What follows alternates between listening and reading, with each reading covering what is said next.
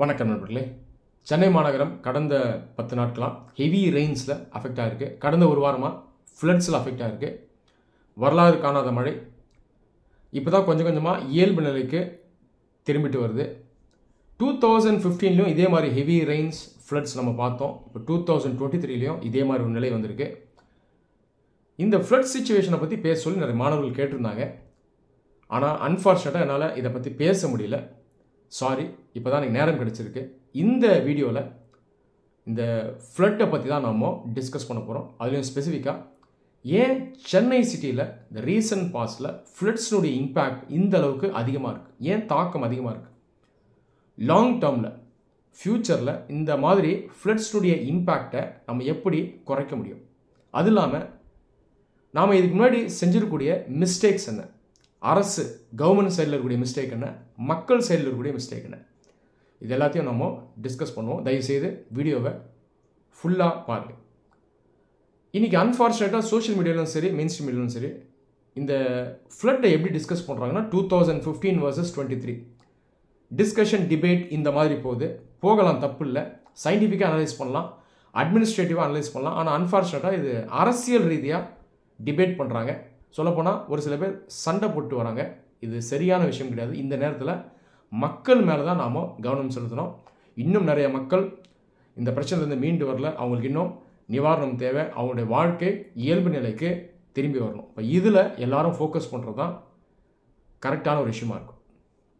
சரி, ஏன் ரீசன்ட் டைம்ஸில் சென்னை சிட்டியில் இந்த அளவுக்கு ஃப்ளட்டினுடைய இம்பேக்ட் அதிகமாக இருக்குது?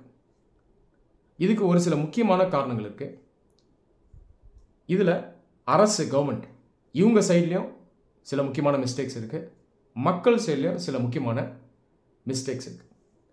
ஒரு சில அஃபிஷியல் ரிப்போர்ட்ஸ் என்ன சொல்லுது அப்படின்னா, ஒரு 40 வருஷத்துக்கு முன்னாடி அப்ராக்சிமேட்டாக சொல்கிறேன், சென்னை சிட்டி இருக்கு இல்லையா, அப்போ இந்த அளவுக்கு அது ஏரியாவில் இல்லை. ஆனாலும் சென்னை சிட்டி கிட்டத்தட்ட 75% to 80% வெட்லேண்டாக இருந்தது அப்படின்னு இந்த ரிப்போர்ட் சொல்லுது.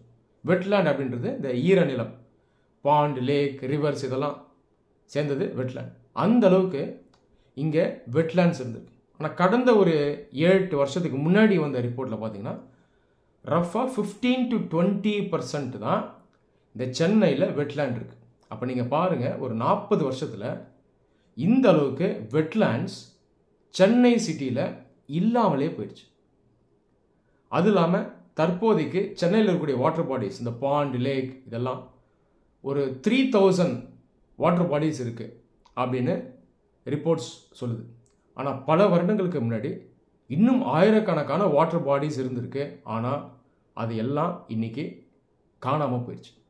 அப்போ நீங்கள் பாருங்கள், சென்னையினுடைய அந்த நேச்சுரல் லேண்ட்ஸ்கேப்பே இன்றைக்கி கண்டிப்பாக மாறி இருக்கு. இதில் எந்த மாற்று கருத்தும் இல்லை. மழை பெய்யுது, அந்த மழையில் வரக்கூடிய தண்ணி அல்டிமேட்டாக ட்ரெயின் ஆகி கடலில் போய் சேர்க்கணும். இதுதான் நம்ம ட்ரைனேஜ் சிஸ்டம்னு சொல்லுவோம். இது பேர் தான் ஆக்சுவலாக ட்ரைனேஜ். நம்மலாம் ட்ரைனேஜ் அப்படின்னா இந்த கழிவு நீர் ட்ரைனேஜ் நினச்சிட்ருக்கோம். நேச்சுரல் ட்ரைனேஜ் அப்படின்றது ஆறுகள், இதில் தண்ணி போய் கடைசியாக கடலில் சேர்க்கணும். இந்த நேச்சுரல் ட்ரைனேஜ் பேட்டர்ன் இதுவே சென்னை சிட்டியில் டிராஸ்டிக்காக கடந்த 40 வருடங்களில் மாறியிருக்கு. இதை நாம் மனசில் வைக்கணும். அப்போ இந்த வாட்டர் பாடிஸை நம்ம ப்ரிசர்வ் பண்ணோமா, பாதுகாத்தோமா, இதில் மிகப்பெரிய ஒரு கேள்வி இருக்குது. ரெண்டாவது விஷயம், சென்னை சிட்டி இந்த கடந்த ஒரு 30-40 வருடமாக எப்படி எக்ஸ்பேண்ட் ஆகியிருக்கு அப்படின்னு நம்ம பார்த்தோம்னா, ஒரு ஹாஃபசாட் எக்ஸ்பேன்ஷனாக தான் இருக்குது. அதாவது ஒரு அன்பிளான்ட் எக்ஸ்பேன்ஷனாக இருக்குது. ப்ராப்பராக பிளான் பண்ணாமல் பல இடங்களில் நம்ம இன்ஃப்ராஸ்ட்ரக்சராக கொண்டு வந்திருக்கோம். இண்டஸ்ட்ரியல் இன்ஃப்ராஸ்ட்ரக்சர், ரெசிடென்ஷியல் இன்ஃப்ராஸ்ட்ரக்சர் இதெல்லாம் கொண்டு வந்திருக்கோம். ஒரு 25 வருடங்களுக்கு முன்னாடி நீங்கள் eastern part of Chennai, Velachery போன்ற இடங்கள் பார்த்தீங்கன்னா இன்றைக்கி இருக்கிற மாதிரியே இருக்காது. கம்ப்ளீட்டாக வேறு மாதிரி இருக்கும். நான் நேராகவே பார்த்துருக்கேன். இன்றைக்கி வேளச்சேரி நீங்கள் பார்த்தீங்கன்னா கிட்டத்தட்ட இந்த மும்பையினுடைய அந்த சீ போர்டு இந்த ரீஜனுக்கு ஈக்குவலாக இருக்குது. அந்த அளவுக்கு அங்கே இன்ஃப்ராஸ்ட்ரக்சர் வந்துருச்சு, அந்த அளவுக்கு ரெசிடென்ஷியல் பிளேசஸ் வந்துருச்சு.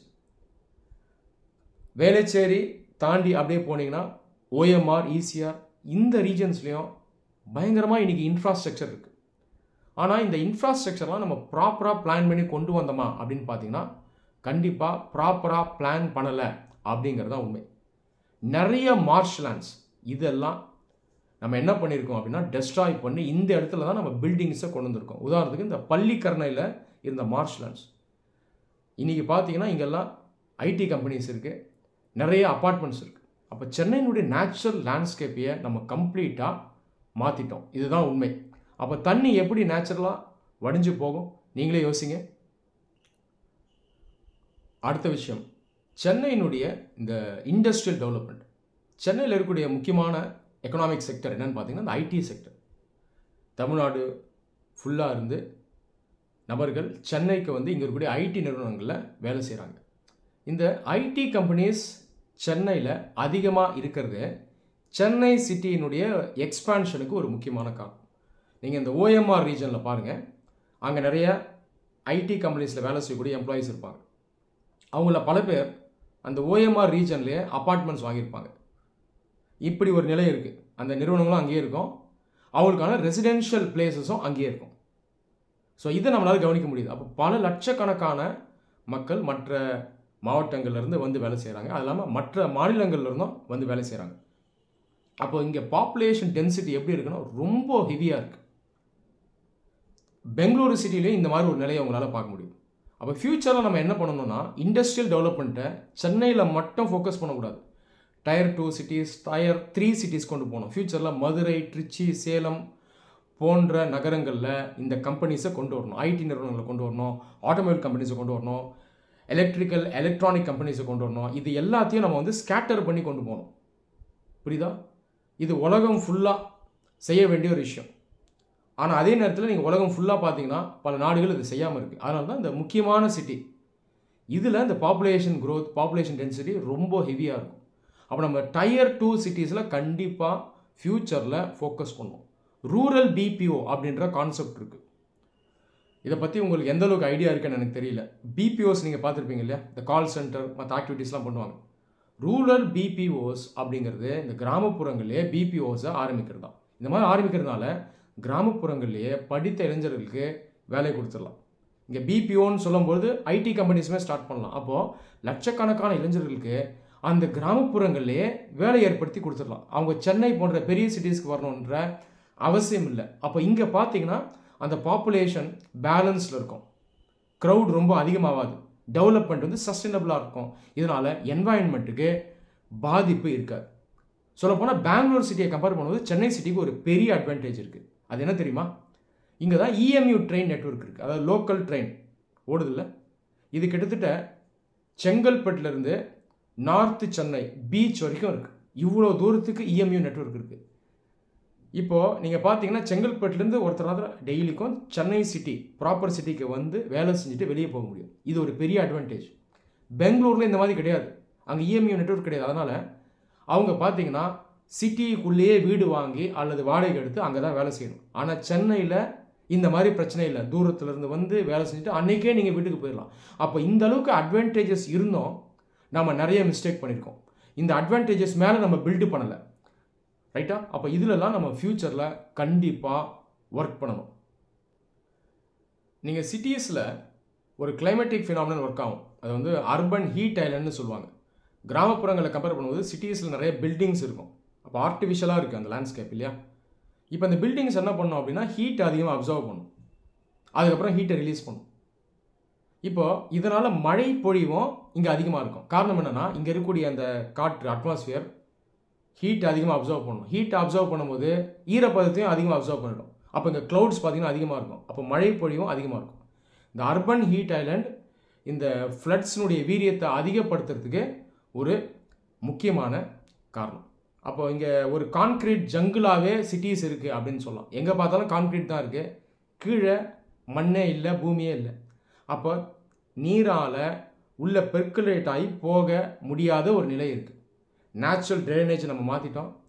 எங்கே பார்த்தாலும் பில்டிங்ஸ் இருக்குது. பில்டிங்ஸ் இருக்கிறதுனால, கான்க்ரீட் இருக்கிறதுனால அந்த மழை நீரால் பூமிக்குள்ளே புகுந்து போக முடியல. அப்போ நேச்சுரலாக ஃப்ளட்டிங் தான் ஏற்படும். இதில் எந்த விதமான ஆச்சரியமும் இல்லை. சென்னை இன்றைக்கி இருக்குல்ல, இது வந்து ஒரு 50,000 வருஷம் முன்னாடியே இருந்தது, 10 லட்சம் வருஷம் முன்னாடியே இருந்தது, ரைட்டா? அப்பயும் இங்கே மழை பெஞ்சிருக்கோம். சொல்லப்போனால் இங்கே மழை பெய்யறதுனால தான் நாம் அதுக்கப்புறம் இங்கே வந்தோம். அதிக நம்பர்ஸில் உள்ளே வந்து நாம் இங்கே வாழ்ந்துட்டுருக்கோம். அப்போ மழைன்றது பெஞ்சிட்டே தான் இருக்குது. இந்த கிளைமேட் சேஞ்ச்னால கொஞ்சம் மாற்றம் இருக்கலாம், வீரியம் அதிகமாக இருக்கலாம். ஆனால் ஃப்ளட்ஸ்னுடைய இம்பேக்ட் ஏன் அதிகமாகுதுன்னு பார்த்தீங்கன்னா கண்டிப்பாக இது மனிதனுடைய இந்த செயல்களால் தான். சரி, நெக்ஸ்ட் ஃபேக்டர் என்னன்னு பார்த்தீங்கன்னா இந்த ரியல் எஸ்டேட். அரசு லீகலாகவே அப்ரூவல் கொடுத்து இந்த ரியல் எஸ்டேட் நிறுவனங்கள் இவங்கள செயல்பட அனுமதிக்குது. இவங்க என்ன பண்ணுறாங்கன்னா லேண்டை சேல் பண்ணுறாங்க. ஆனால் பல இடங்களில் நீங்கள் பார்த்தீங்கன்னா இந்த ரியல் எஸ்டேட் எங்கே டெவலப் பண்ணுறாங்கன்னா சதுப்பு நிலங்கள்லேயே டெவலப் பண்ணுறாங்க ஒரு சில இடத்துல. இன்னும் பல இடத்துல பார்த்தீங்கன்னா அக்ரிகல்ச்சர் லேண்ட்ஸில் ரியல் எஸ்டேட் வருது.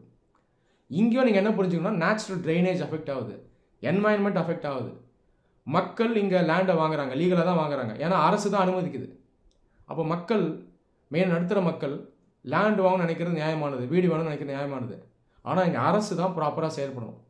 இப்போ அரசே இந்த மாதிரி நிலங்களில் அப்ரூவல் கொடுத்து ரியல் எஸ்டேட்டை அலோவ் பண்ணும்போது மறுபடியும் இந்த ஃப்ளட்டிங் வரதான் செய்யும். அப்போ நீங்கள் ஃப்ளாட் வாங்குறீங்க, அப்பார்ட்மெண்ட் வாங்குறீங்க, வீடு கட்டுறீங்க, அங்கே இருக்கிற இடமே லோ லையிங் ரீஜனாக இருக்குது, இல்லை அக்ரிகல்ச்சர் லேண்டாக இருக்குது, அல்லது ஒரு லேக்காக இருந்த ஒரு இடம் அப்படின்னா கண்டிப்பாக அங்கே ஃப்ளட் ஆக தான் செய்யும். இந்த காரணத்தினால தான் இன்றைக்கி பார்த்தீங்கன்னா இங்கே சிட்டியில் நிறைய இடங்களில் அப்பார்ட்மெண்ட்ஸை சுற்றி ஃப்ளட் ஆகிருக்கு. அதனால் அவங்க போட்ஸை வச்சு அவங்கள வெளியேற்ற வேண்டிய ஒரு நிலை இருக்குது. இங்கே நான் போட்டுன்னு சொல்லும்போது ஹண்ட்ரட்ஸ் ஆஃப் மீட்டர்ஸ்க்கு போட்டை கொண்டு போய் தான் அவங்கள வெளியே காப்பாற்றி கூப்பிட்டு வர வேண்டிய நிலை இருக்குது. காரணம் என்னென்னா அந்த ரீஜனை இதுக்கு முன்னாடி ஒரு லேக்காக இருந்திருக்கும்.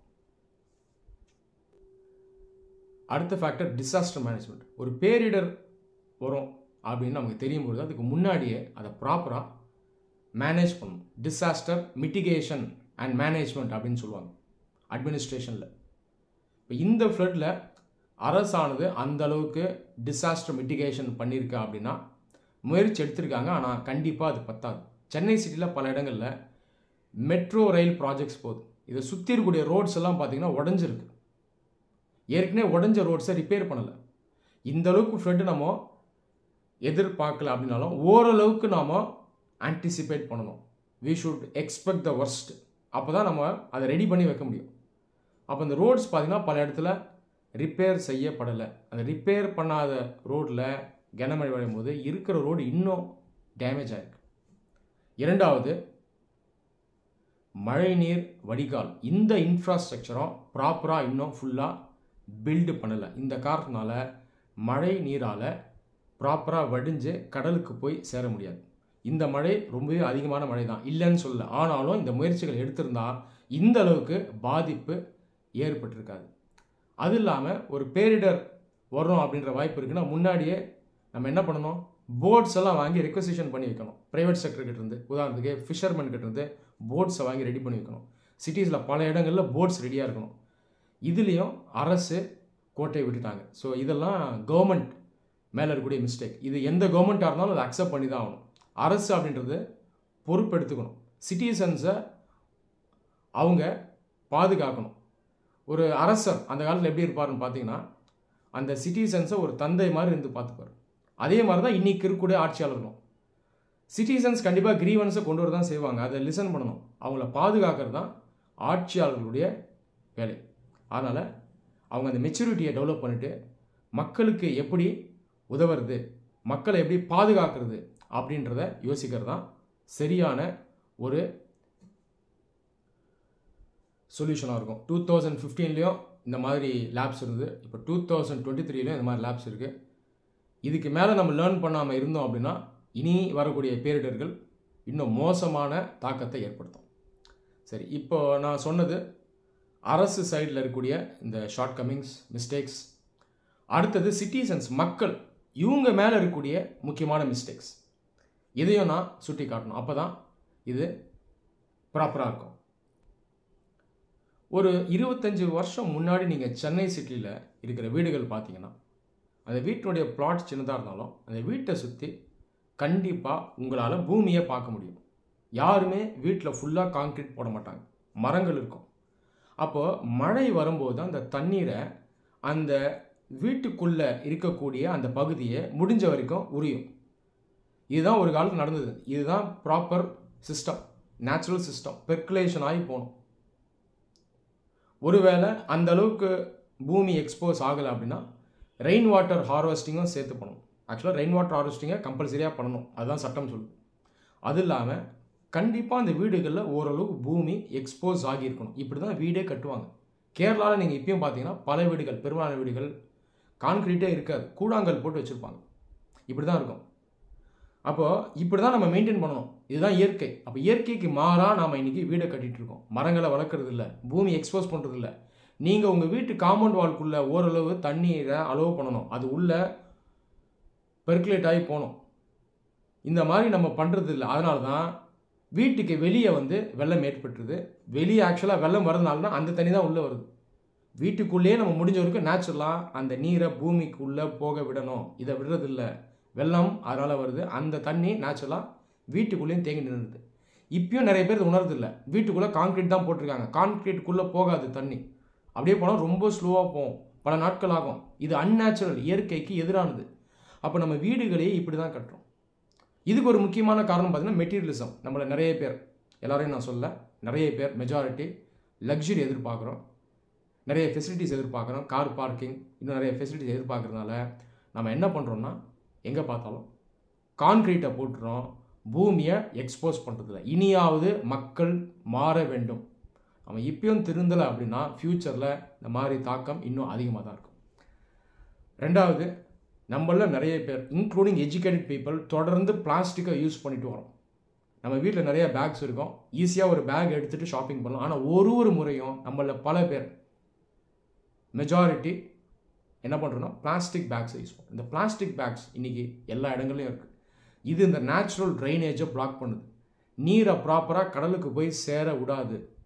இதை நாம் பார்க்குறோம். ஆனாலும் தொடர்ந்து இந்த தவறை பண்ணிட்டு வரோம். இப்போ அந்த கடந்த ஒரு வாரம் கூட பாருங்கள், மக்கள் நிறைய பேர் இன்னும் திருந்தல, தொடர்ந்து இந்த பிளாஸ்டிக் பேக்ஸை யூஸ் பண்ணிட்டு தான் இருக்காங்க. இந்த பிளாஸ்டிக் பேக்ஸை டிஸ்போஸ் பண்ணுறது கஷ்டம். இது ஒரு பெரிய சவால். நிறைய பேர் இந்த பிளாஸ்டிக் பேக்ஸை வீட்டிலேருந்து அப்படியே வெளியே தூக்கி போட்டுருவாங்க. அது மறுபடியும் இந்த நேச்சுரல் ட்ரைனேஜை அஃபெக்ட் பண்ணும். ஸோ இதெல்லாம் மக்கள் செய்யக்கூடிய மிஸ்டேக்ஸ். மூன்றாவது, ஒரு சில மக்கள், நான் இதுக்கு முன்னாடி சொன்னது பார்த்திங்கன்னா மெஜாரிட்டி இவங்க இந்த தவறுகளை செய்கிறாங்க. இது ஒரு சில பேர் தான் செய்கிறாங்க. இது இல்லீகலாக செய்கிற விஷயம். என்ன அப்படின்னா, இல்லீகலாக இடங்களை ஆக்கிரமிப்பு பண்ணுறது, இதில் பில்டிங்ஸை கட்டுறது. இதனாலேயும் ஃப்ளட்ஸ், இதனுடைய வீரியம் அதிகமாகும். ஸோ இதிலெல்லாம் மக்கள் மாறணும், கவர்மெண்ட்டும் மாறணும். ஸோ தவறுகள் ரெண்டு பக்கமும் இருக்குது. ரெண்டு பக்கமும் எப்போ இந்த தவறுகளை நாம் கலைத்து சரி பண்ணுறோமோ அப்போ தான் இந்த பிரச்சனைக்கு நிரந்தரமான ஒரு தீர்வு வரும். நீங்கள் வெளிநாடுகளில் பார்த்தீங்கன்னா க்ரீன் பெல்ட் அப்படின்ற ஒரு கான்செப்ட் இருக்கும். க்ரீன் பெல்ட் அப்படின்றனா, ஒரு சிட்டி இருக்குன்னா அந்த சிட்டியை ஓரளவு தான் எக்ஸ்பேண்ட் பண்ண விடணும், அதுக்கு மேலே எக்ஸ்பேண்ட் பண்ண விட மாட்டாங்க. கவர்மெண்ட்டுடைய அர்பன் பாலிசி அந்த மாதிரி இருக்கும். உதாரணத்துக்கு சென்னை சிட்டி இருக்குன்னா ரஃபாக ஒரு கூடுவாஞ்சேரிக்கு மேலே அப்ரூவல் கொடுக்க மாட்டாங்க ரியல் எஸ்டேட்டுக்கு. அதுக்கு மேலே சிட்டி எக்ஸ்பேண்ட் ஆகக்கூடாது. காரணம் என்ன, எக்ஸ்பேண்ட் ஆச்சுன்னா அன்சஸ்டனபிளாக போயிடும், அதுக்கப்புறம் ப்ராப்ளம்ஸ் தான் இருக்கும், பேர்டன் இருக்கும். அதனால் அதோட ஸ்டாப் பண்ணிப்பாங்க. அடுத்த சிட்டி உதாரணத்துக்கு விழுப்புரம் இருக்குன்னா அதுக்கு ஒரு க்ரீன் பெல்ட் இருக்கும், ஒரு லிமிட் இருக்கும், அதுக்கு மேலே அப்ரூவல் இருக்காது. அப்போது ஒரு க்ரீன் பெல்ட்டுக்கும் நடுவில் பார்த்தீங்கன்னா வில்லேஜஸ் இருக்கும், அக்ரிகல்ச்சர் இருக்கும், விளைநிலங்கள் இருக்கும், ஆறுகள் இருக்கும், பாண்ட் இருக்கும், லேக் இருக்கும். இது அப்படியே மெயின்டைன் ஆகிட்டு வரும். இந்த சிஸ்டமை நம்ம ஃபாலோ பண்ணணும். ஆனால் இதை இந்தியா ஃபுல்லாக ஃபாலோ பண்ணுறதில்ல, நம்ம ஸ்டேட்லேயும் ஃபாலோ பண்ணுறதில்ல. ஒரு சில ஸ்டேட்ஸ் தான் ஃபாலோ பண்ணுறாங்க. சிக்கிம் போன்ற மாநிலங்கள் நார்த் ஈஸ்டில், Kerala in south India, Karnataka to a large extent. கர்நாடகாவை நம்ம அப்ரிஷியேட் பண்ணணும். இந்த விஷயங்கள் அங்கேயும் அந்த பிரச்சனைகள் இருக்குது, ஆனால் இங்கே இருக்கிறத விட அங்கே கொஞ்சம் பெட்டராக இருக்குது. நான் அதை நேரில் பார்த்துருக்கேன். இந்த லெசன்ஸ் எல்லாம் நம்ம கண்டிப்பாக லேர்ன் பண்ணணும். It is high time. இப்போ லேர்ன் பண்ணல அப்படின்னா it will be too late. இனி வரக்கூடிய இந்த இயற்கை சீற்றங்களுடைய தாக்கம் கண்டிப்பாக பல மடங்கு அதிகமாக இருக்கும். அதனால் அரசு, மக்கள் ரெண்டு பேருமே மாறுறதுக்கு ரெடியாக இருக்கணும். அல்லது இயற்கையினுடைய கோபத்தை நாம் சந்தித்து தான் ஆகிற மாதிரி இருக்கும். நன்றி.